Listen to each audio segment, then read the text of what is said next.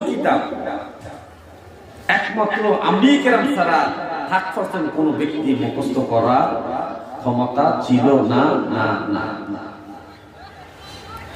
তাদের কিতাবটা শুধু লিখিত ছিল, কিন্তু মহান আল্লাহ তাআলা আপনাকে আমাকে এমন নবী দিয়েছেন, ওই নবীর মহব্বতে এই কোরআনের হেফাজতের সংরক্ষণের দায়িত্ব উম্মতের উলামায়ে কেরাম, উম্মতের হাফেজদেরকে আল্লাহ তাআলা দান করেছেন। সুবহানাল্লাহ।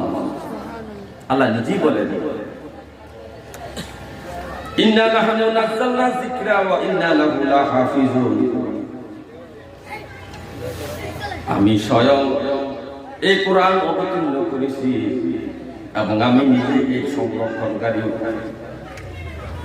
আমি নিজে এই কোরআন নাযিল করেছি, এই কোরআনের সংরক্ষণ আমি নিজেই করব। এখন এই কোরআন সংরক্ষণ আল্লাহ কিভাবে নিজে করবেন, এই আয়াতের তাফসীর লেখা হয়েছে। ও জগতের মানুষ, কিয়ামত পর্যন্ত উম্মতের মধ্যে কিছু কোরআনে হাফেজ আল্লাহ তাআলা সৃষ্টি করবেন, যাদের দিলের মধ্যে আল্লাহ তাআলা কোরআনকে ঢেলে দিবেন। যে 2 বছর, 2.5 বছর, 1.5 বছর, 6 মাস পুরা কোরআন শরীফটা তার দিলের মধ্যে আল্লাহ ঢেলে দিবেন। কোরআনটা মুখস্থ হয়ে যাবে, বিসমিল্লাহ বলে শুরু করবে, সূরা ফাতিহা দিয়া সূরা নাস দিয়া শেষ করবে। এমন ক্ষমতা উম্মতি মুহাম্মদের কিছু মানুষের মধ্যে আল্লাহ দান করে দিবে। সুবহানাল্লাহ। হে আমার ভাইও, এই যে কোরআনে হাফেজ, তাদের দাম এত দাম, তাদের এত দাম,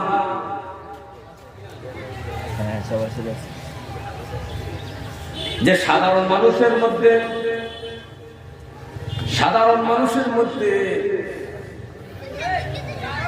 এই মানুষগুলার এত দাম।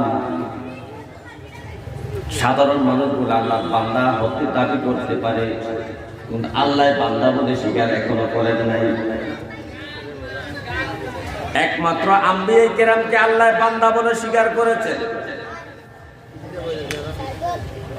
এই আম্বিয়া কেরামের মধ্যে একমাত্র আপনার আমার নবী মুহাম্মদুর রাসূলুল্লাহ সাল্লাল্লাহু আলাইহি সাল্লামকে আল্লাহ বান্দা বলে স্বীকার করেন নাই। বরং কিয়ামত পর্যন্ত যত মানুষ দুনিয়াতে আসবে, যারা কালেমা পড়বে, যারা মুসলমান হবে, প্রতি নামাজে নামাজে আমার নবীকে আব্দুহু ওয়া রাসূলুহু বলে স্বীকৃতি দান করবে। জোরে জোরে বলেন সুবহানাল্লাহ।